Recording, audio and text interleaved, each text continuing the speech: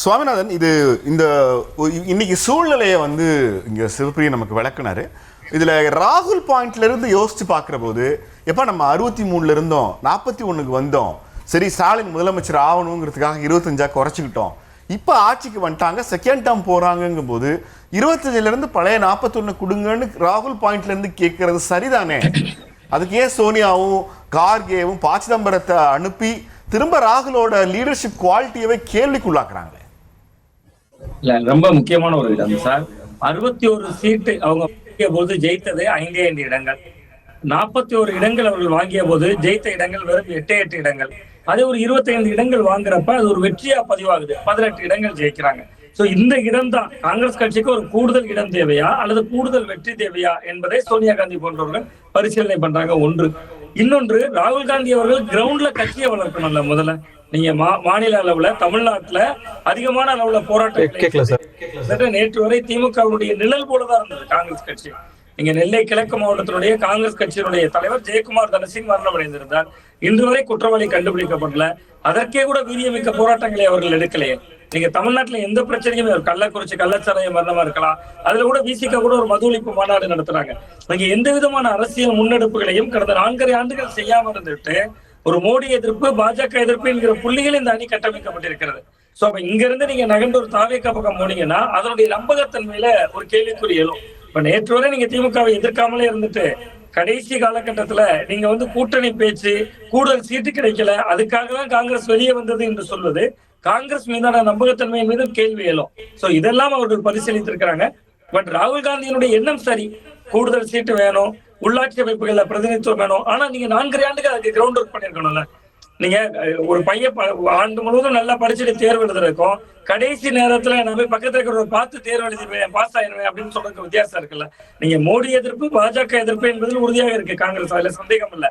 But தமிழ்நாட்டுல இருக்கணும். நீங்க தமிழ்நாட்டுல காங்கிரஸ் கட்சி தமிழகத்தில் வலுவாக இருக்கக்கூடிய மாவட்டம் கன்னியாகுமரி. தமிழகம் முழுவதும் 71 இடங்களை மாவட்ட தலைவர் போட முடிந்தது. கன்னியாகுமரி மாவட்டத்தில் மட்டும் இன்னும் மாவட்ட தலைவர்களே அவங்களால் நியமிக்க முடியலையே. ஏற்கனவே இருந்தவர்கள் தொடர்கிறார்கள்.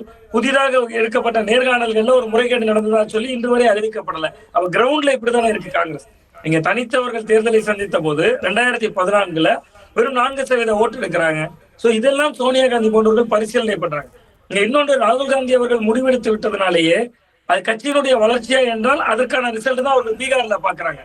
தொடர்ச்சியா ராஷ்டிரிய ஜனதா தளத்தோடு பல முரண்கள், 8 தொகுதிகள் அவர்கள் அறிவித்த வேட்பாளர்களுக்கு மாற்றாகவே அவர்கள் அறிவிச்சாங்க. ரிசல்ட் என்னவாக இருந்துச்சு? காங்கிரஸ் தொகுதிகளில் உறுதியாக நின்றார்கள்.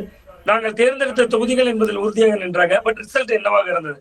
பட் கட்சி வளர வேண்டும் என்றால் அவர்களுக்கான மாற்று சாய்ஸ் இருக்கலாம், பிளஸ் கூடுதல் சீட்டு கேட்கலாம். பட் அதற்கான உழைப்பையும் செலுத்தி இருக்க வேண்டும்ல. அந்த உழைப்பில் கொஞ்சம் பின்னடைவு என்பதுதான் சோனியா காந்தி போன்ற ஒரு சேஃபான கூட்டணி. இங்க திமுக தொடர் வெற்றியை பதிவு செய்யறாங்க. இந்த அலையன்ஸ் ஃபார்மானதுல இருந்து 2019, 21, 24 ஒரு தொடர் வெற்றியை பதிவு செய்வது ஒரு நிலை. இன்னொன்று, இன்னைக்கு பாராளுமன்றத்துல காங்கிரஸ் கட்சிக்கு இருக்கக்கூடிய எம்பிக்கள்ல 10% எம்பிக்கள் தமிழ்நாட்டில இருந்து கிடைத்தவர்கள். சோ இதெல்லாம் சோனியா காந்தி போன்றவர்கள் பரிசீலனை பண்ணாங்க. நீங்க 10 ஆண்டுகளா எதிர்கட்சி இருக்கவே இருக்க முடியலையே. ராகுல் காந்தி அவர்கள் இன்னைக்கு எதிர்கட்சி தலைவராக இருக்கிறார்னா தமிழ்நாட்டுல அவருக்கான மாசம் இருக்கு, ராகுல் காந்திக்கும் ஒரு மாசம் இருக்கு. ராகுல் காந்தி மீதான ஒரு கரிசனம் இருக்கு மோடியோடு ஒப்பிடுகிற பொழுது. சோ அதை வந்து தனித்து நின்ற போது என்ன அவர்களுடைய செல்வாக்கு? சோ இதெல்லாம் சோனியா காந்தி அவர்கள் பரிசீலித்திருக்கலாம். நீங்க கிரீஸ் தொடங்குறவர்கள் இன்றைக்கு இல்லவே இல்லை விவாதத்துல. இது எந்த அளவிற்கு காங்கிரஸ் இறங்கி வந்திருக்காங்கன்னா, ப. சிதம்பரம் அவர்கள் மு.க. ஸ்டாலின் அவர்கள்ட்ட போய் பேசுகிறார்கள். மாநில மு.க. ஸ்டாலின் அவர்கள் செல்வ பெருந்தகை அவர்களுடைய இல்ல நிகழ்வுல கலந்துக்கிறாங்க. தமிழக அமைச்சர்கள் கலந்துக்கிறாங்க. சோ ஒரு சுமூகமான உறவு எட்டப்பட்டு விட்டது அப்படின்னு தான் இதுல நான் பாக்குறேன். இல்ல சார், எனக்கு ஒண்ணு சொல்லுங்க. ஒரு கலைஞர் காலத்துல வந்து பிரணாப் முகர்ஜியும் கமல்நாத்தும் பேச்சுவார்த்தைக்கு வந்த காலங்கள்ல இருந்து நீங்க கிறிஸ் தொடங்குற மாதிரி ஒருத்தர் தமிழ்நாட்டுல ஸ்டாலினோட பேச அனுப்புற இந்த டோன், இந்த மூவே இந்த கூட்டணியில எங்களுக்கு அவ்வளவு பெரிய விருப்பம் இல்லைங்கிற ஒரு காட்சியை ஏற்படுத்தாதா? இல்ல, நிச்சயமா ராகுல் காந்தி அவர்களுக்கு சில முயற்சிகள் இருந்தது. நீங்க தொடர்ச்சியா அவருக்கு போகக்கூடிய சர்வேக்களா, அது பிரவீன் சக்கரவர்த்தி அவர்கள் கொடுத்த சர்வேக்களா இருக்கலாம், மாணிக்கம் தாக்கூர் போன்றவர்களா இருக்கலாம், இன்னொன்னு அந்த கே.சி. வேணுகோபால் போன்றவர்கள் காங்கிரஸ் கட்சியினுடைய அகில இந்திய பொதுச் செயலாளர், அவருக்கு கேரள மாநில தேர்தல். இதே போன்று பாண்டிச்சேரியில நீங்க திமுகவும் சில விஷயங்களை உதாசீனப்படுத்திருக்காங்கல்ல. பாண்டிச்சேரியில் நடைபெற்ற திமுக கூட்டணி கட்சிகளுடைய கூட்டத்துல காங்கிரஸ் அழைக்கவே இல்லை.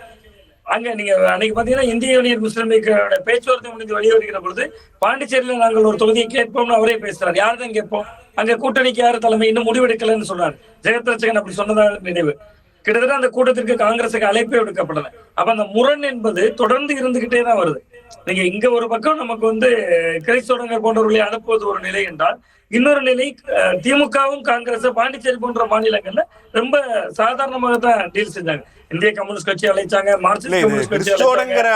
கிறிஸ்டோடங்கிற வந்து ஒரு டிசம்பர்லயே போட்டு எங்களோட பேச்சுவார்த்தை நடத்துங்கன்னு கொடுத்த அழுத்தத்துக்கு எதிர்வினையா நம்ம வந்து ஜெகத் ரட்சகன் பாண்டிச்சேரியில கூட்டின கூட்டத்தை பார்க்க முடியாதா, அல்லது காங்கிரஸ் சீண்டணுங்கிறதுக்காகவே பண்ண ஏற்பாடுன்னு பாக்குறீங்களா? அதை இல்ல, அதாவது அவர்களுக்கு கடந்த தேர்தல்களிலேயே காங்கிரஸ் கட்சியை விட திமுக அங்க தலைமை வகிக்கணும்னு ஒரு எண்ணம் இருந்தது. கடந்த காலங்களிலே ஜெகத் ரட்சகன் அவர்கள் பேசியிருந்தார், 30 தொகுதிகள் தான் அங்க நாங்கள் வெற்றி பெற வைக்க முடியாவிட்டால் நான் தற்கொலை கூட செய்து கொள்வேன் என்றெல்லாம் ஒரு உள்ளரங்க கூட்டத்தில எல்லாம் பேசினார். அவ்வளவு ஆவேசமாக பேசினார். அவர்கள் காங்கிரஸ் கட்சிக்கு அதெல்லாம் கூட ஒரு நெருக்கடியாக நெருடலா மாறுது. இன்னொரு கேரளா போன்ற மாநிலங்கள் இப்ப உள்ளாட்சி தேர்தல் நடந்தது, கேரளால காங்கிரஸ் தான் கணிசமா ஜெயிச்சாங்க. பட் அவங்க நினைக்கிறாங்க, கே சி வேணுகோபால் போன்றவர்கள் நினைக்கிறாங்க, ஒரு விஜய் போன்ற ஒரு கட்சியோட சேர்ந்து விட்டால் கேரளாலே ஒரு மாசா இருக்கும் அப்படின்னு நினைக்கிறார். அவர் தமிழ்நாட்டுக்கே பிரச்சாரத்துக்கு வர மாட்டேங்கிறாரு. தமிழ்நாட்டுக்கே அவரே வாரத்துக்கு ஒரு முறை தான் அவருக்கான பிரச்சாரத்துக்கே வருகிறார். அதான் காங்கிரஸ் வந்து தன்னுடைய பேர வலிமையை கூட்டுவதற்காகவும் செஞ்சாங்க. பட் அதுக்கு அவர்களையும் மீறி ஒரு கட்டத்துல காங்கிரஸ்குள்ளேயே குழுக்களை உருவாக்கி விட்டது. இன்றைக்கு அவர்கள் திமுகவை நெருங்காவிட்டால் அல்லது தாவேக்காவை நெருங்கி விட்டால் எப்படி நடந்தாலுமே 2 குழுக்கள் உள்ளுக்குள்ள உருவாயிட்டாங்க. அது வந்து கிட்டத்தட்ட காங்கிரஸ் கட்சிக்கு தான் பின்னடைவு. நீங்க நேற்று வரை இப்ப நீங்க மக்கள் மன்றத்துல நீங்க மோடி எதிர்ப்பு, பாஜக எதிர்ப்பு என்பதெல்லாம் கடந்து ஒரு சீட் ரேஸுக்காக பேசிட்டு இருக்கோம், ஒரு 10 நாளா பேசிட்டு இருக்கோம், 5 நாளா பேசிட்டு இருக்கோம், இன்னைக்கு கூட பேசிட்டு இருக்கோங்கிறது மக்கள் மன்றத்துல அவர்கள் மீதான எப்படியான ஒரு பார்வையை கொடுக்கும். அது வந்து காங்கிரஸுக்கு தான் கொஞ்சம் பின்னடைவாக இருக்கும். கிரவுண்ட்ல வேலை செய்யணுமே திமுக காரங்க. நீங்க தளபதி போன்ற ஒரு மாவட்ட செயலர் இருக்கக்கூடிய பகுதிகளில் மதுரை வடக்கே எங்களுக்கு தான் போஸ்ட் ஓட்டுறது, அந்த மாவட்டத்துல ஒரு 2 தொகுதியோ 1 தொகுதியோ காங்கிரஸ் வாங்கிட்டா அந்த மாவட்ட செயலர் எப்படி வேலை செய்வது? இது மாதிரி பல சிக்கல்கள் உருவாகும். நீங்க ஏதோ திமுக ஆட்களை தூண்டி விடுற மாதிரியே ஒரு ஃபீல் எனக்கு மட்டும் தான் வருதா? இல்ல இந்த நெருக்கடியை சொல்றேன். இந்த அளவிற்கான ஒரு விஷயமா கொண்டு போயிருக்க தேவையில்லைங்க. 2 தலைமைக்கும் இடையில ஒரு சுமூகமான உறவு தான் இருந்துச்சு. இந்த கிறிஸ்தவர்கள் போன்றவர்கள் இடையில் புகுந்து கொண்டு இடையில் பேச ஆரம்பித்தது. இல்ல எனக்கு சொல்லுங்க சுவாமி. இல்ல சுவாமி, இல்ல இது எப்படியா கிறிஸ்தவங்க என்னமோ வானத்திலிருந்து குதிச்ச மாதிரி? கிறிஸ்தவங்களுடைய ஒவ்வொரு வார்த்தைகளுக்கு பின்னாலும் இருக்கிற தீர்க்கம்ங்கிறது ராகுல் காந்தி சொல்லப்படாமல் கிறிஸ்தவங்க என்ன தனியாக பேசிடுவாரு. நீங்க என்னமோ ராகுலும் ஸ்டாலினும் காலேஜ் மேட் மாதிரியும் நடுவில் யாரோ ஒருத்தர் உள்ள போந்து கெடுத்துட்டாங்கிற மாதிரியும் அந்த சின்ன பிள்ளைங்களுக்கு தெரியாதுங்கிற மாதிரி ஒரு டோன் எப்படி எடுக்கிறீங்க? இல்ல சார், அதாவது அவர் வந்து கிட்டத்தட்ட நீங்க ராகுல் காந்தி அவர்கள் நம்பதான வைக்கப்பட்டிருக்கிறார். தாவேக்காவோடு போனால் ஒரு நல்ல ஒரு வெற்றி இருக்கலாம்னோ அது அடுத்து இதை விட இன்னும் மோசமான ஒரு ஸ்டேட்மெண்ட் என்னன்னா, ராகுல் காந்தி பாவங்க அவருக்கு தெரியாத கொடுத்த டாக்குமெண்ட்ல அப்படி இருந்தனால அதை ஏமாத்திட்டாங்க. இல்ல இது ராகுல் காந்தி இன்னும் குறைச்சு மதிப்பிடுறதா? இல்ல சார், நிச்சயமா. அதாவது ராகுல் காந்தி அவர்கள் பரிசீலித்திருக்கணும்ல. தொடர் வெற்றி இந்த அணியின் மூலம் சாத்தியமாக இருக்கிறது. 2019 முதலே சாத்தியமா இருக்கு. 2019 முதல் ஒரு தொடர் வெற்றியை இந்த அணி பதிவு செய்திருக்கிறது. அப்ப அந்த அணிக்குள்ள என்ன முரண்? கிட்டத்தட்ட 70 நாட்களுக்கு முன்பே குழு அமைக்க வேண்டிய அவசியம் எதனால வருது? நீங்க காங்கிரஸ் கட்சி எப்பொழுது எதனால வருது? கூட்டணியை விட்டு வெளில போறோங்கிறனால வருது. வேற என்ன இல்ல, வேற ஆப்ஷன் சொல்லுங்களேன் எனக்கு சுவாமி. 70 நாளைக்கு முன்னாடி டிசம்பர் மாசமே பேச்சுவார்த்தை ஆரம்பிக்கிறோம்னு காங்கிரஸ் சொல்றதும் 41 பேரை கூப்பிட்டு உங்க கருத்து என்ன, கூட்டணி யாரிடம் என்பது குறித்து நாங்கள் முடிவு செய்வோம்னு சொன்னா கூட்டணியில இல்லைன்னு ஒரு அர்த்தம் வருது இல்ல? இந்த ஃபர்ஸ்ட் ஸ்டெப்பை இந்த பேச்சுவார்த்தைகளை சீட் பெறத்துக்கான எல்லா வேலைகளையும் முதல் படி எடுத்து வச்சது காங்கிரஸ் தானேன்னு கேட்கிறேன் நான். ஆமா, நிச்சயமா காங்கிரஸ் தான் சார். பேர வலிமையை கூட்ட வேண்டும் என்பதுதான் நோக்கமாக இருந்தது. நீங்க காங்கிரஸ் கட்சிக்கு வந்து தாவேக்காவோடு போவதாக இருந்திருந்தா அவர்கள் வந்து இன்னும் அடுத்தடுத்த கட்டத்துக்கு அதை கொண்டு போயிருக்கலாமே. முழுக்க பேர வலிமையை கூட்டுவது, திமுகவை சீண்டுவது, மாணிக்கம் தாகூர் போன்றவர்களை வைத்து ட்வீட் போடுறது, அதுக்கு எந்த நடவடிக்கையும் எடுக்காமல் இருப்பது, இது எல்லாமே கூட்டணிக்குள்ள ஒரு முரணை ஏற்படுத்தி விட்டது. ஆனா இன்னைக்கு பாருங்க, காங்கிரஸ் தானே இறங்கி வந்திருக்கு. ப. சிதம்பரம் அவர்கள் போய் பேச வேண்டிய சூழல் ஏற்பட்டிருக்கல. திமுக கராரா தானே இருந்தாங்க, 25 இடங்கள் பிளஸ் ஒரு ராஜ்யசபா இடம் அப்படிங்கிற நிலைப்பாட்டுல தானே இருந்தாங்க. இன்னைக்கு காங்கிரஸ் தானே ப. சிதம்பரம் அவர்கள் அனுப்பி வைக்கப்பட்டிருக்கிறார். சோனியா காந்தி அவர்கள் தலையிட்டு இருக்காங்கல்ல. தமிழ்நாடு காங்கிரஸ் இல்ல எனக்கு சொல்லுங்க, தமிழ்நாடு காங்கிரஸ் கமிட்டி திமுகவுடன் தான் செல்ல வேண்டும்னு பெரும்பாலான எம்எல்ஏக்களும் எம்பிக்களும் விரும்புறாங்க. அதனால அன்னை சோனியா காந்தி இறங்கி வந்தாங்கன்னா, ராகுல் காந்தி கிறிஸ்டோடங்கிற தலைமையில போடும் போதோ, மாணிக்கம் தாக்கூர் பேசுகிற போதோ, பிரவீன் சக்கரவர்த்தி பேசுகிற போதோ திமுகவுடன் போகணும்னு யோசிச்ச எம்எல்ஏ எம்பிக்கள்லாம் ஏன் வாய மூடிட்டு இருந்தாங்க? அப்ப எங்க போச்சு ஒப்பீனியன்லாம்? இல்ல நிச்சயமா திமுகவோடு போக வேண்டும் என்று இருந்த சட்டமன்ற உறுப்பினர்கள், நாடாளுமன்ற உறுப்பினர்கள் அமைதியாக இருந்தது ஒரு பக்கம். பட் அதை விட முக்கியமா யாரெல்லாம் எம்எல்ஏ எலெக்ஷனை கண்டெஸ்ட் பண்ணணும்னு நினைச்சாங்களோ அவங்களே குரல் கொடுக்கலையே. தாவேக்கா போகணும் வேற எதுவும் சொல்லலையே, எதிர்குரலே சொல்லலையே. எம்பிக்கள் லெட்டர் பேசுனாங்க, மாணிக்கம் தாகூர் பேசினாரு, பிரவீன் சக்கரவர்த்தி பேசினாரு. இது போன்ற எம்பிக்களாக இருப்பவர்கள், தேர்தல் வியூகம் வகுப்பவர்கள் தான் பேசுறாங்க. சட்டமன்ற தேர்தலை சந்திக்க வேண்டும் என்பவர்கள் யாருமே பேசலையே. காங்கிரஸ் கட்சியினுடைய சட்டமன்ற குழு தலைவர் ராஜேஷ்குமார் அவர்களே கூட ஜூவில ஒரு பேட்டி கொடுத்திருந்தார். அதுல சொல்லியிருந்தாரு, அவர் என்ன சொல்லியிருந்தாருன்னா, எங்களுக்கு ஆட்சியில் பங்குன்னு கேட்டோம், திமுக கேட்கல, காங்கிரஸ் கேட்டோம்னு சொல்லியிருந்தாரு. அப்ப இந்த மாதிரிதான் அவர்கள் களமாட்டினாங்க. அப்ப அவர்களுக்கு வேற வலிமையை கூட்டணும், முதல்ல இருந்தே அதுதான், தொடர்ச்சியாக வேற வலிமையை கூட்டணும். அது ராகுல் காந்தி அவர்களும் ஒரு எண்ணம் தான், காங்கிரஸ் கட்சி கூடுதல் இடங்கள் அதுக்கு உழைக்கணுங்கிற கிரவுண்ட்ல நீங்க உழைத்திருக்கணும், உழைத்து விட்டு அந்த எதிர்பார்க்கலாம்.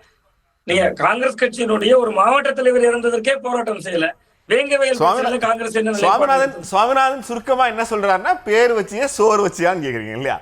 பேசலாம் சுவாமிநாதன். எஸ் சொல்லுங்க சார். இல்லை, ராகுல் காந்தி அவர்கள் மீது அவர் ஒரு சில வார்த்தைகள் சொன்னார்ல, அது எல்லாமே காங்கிரஸில் நீங்கள் கீழே கிரவுண்டில் இன்னும் போய் கீழே ஒர்க் பண்ணணுங்கிறது ஒரு புறம். இன்னொன்று, தேமுதிகவை விட உங்களுக்கு பூத் லெவல் ஏஜென்ட்ஸ் அஃபீஷியலாக அவங்க ஒரு ஃபிகர் கொடுக்குறாங்க, ஆனால் அந்த ஃபிகர் எலெக்ஷன் கமிஷன் கொடுக்க மாட்டேங்கிறாங்க. ஸோ நான் எலெக்ஷன் கமிஷன் ஃபிகரை வச்சு தான் பேசணும். கிட்டத்தட்ட 7000 பேர் டிஎம்டிகே விட உங்களுக்கு கம்மியாக இருக்கிறாங்க booth level agents, BLA 2s. அதன் பிறகு கிட்டத்தட்ட ராகுல் காந்தி அவர்கள் கேரளாவுக்கு 2 மாதத்துக்கு ஒரு முறை 3 மாதத்துக்கு ஒரு முறை போகிறாரு. தமிழ்நாடு 40 சீட்டை இந்தியா அலையன்ஸ்க்கு கொடுத்தது. 2024 ஐ திங்க் கோயம்புத்தூருக்கு பிரச்சாரத்துக்கு வந்த பிறகு இப்போ ஜனவரியில் ஒரு ஸ்கூல் ஃபங்க்ஷனுக்கு அவர் கூடலூர் போனார். அதன் பிறகு அதுக்கு முன்னவோ இல்லை அதன் பிறகோ ராகுல் காந்தி அவர்கள் தமிழ்நாட்டுக்கு வரவே இல்லை. அப்போ காங்கிரஸ் என்ன விதமான, காங்கிரஸ் கட்சியிலிருந்து எத்தனை தலைவர்கள் தமிழ்நாட்டுக்கு வந்தாங்க? மாறா எடுத்துக்கோங்க, பிஜேபி 0. எத்தனை முறை பிரதமர் வந்திருக்கிறார், எத்தனை முறை அமித்ஷா வந்திருக்கிறாரு. அப்போ இந்த மக்கள் ஏற்றுக்கொள்ளவே இல்லைனாலும் அந்த மக்களை போய் எங்கேஜ் பண்ணிக்கிட்டே இருக்காங்கல்ல, வாங்க நம்ம பழகுவோம்னு பாஜக சொல்லிக்கிட்டே இருக்குதுல்ல. ஆனால் காங்கிரஸ் என்ன பண்ணுறாங்க, நீங்கள் தான் ஓட்டு போட்டிங்க, நான் அடுத்த எலெக்ஷனுக்கு வருவேன். இப்போ இதுதான் பிரச்சனை. இப்போ ராகுல் காந்தி திமுக அலையன்ஸுக்கு ஓட்டு கேட்க வந்தாருன்னா பிரச்சனை இல்லை, ஏன்னா ஒரே அலையன்ஸு.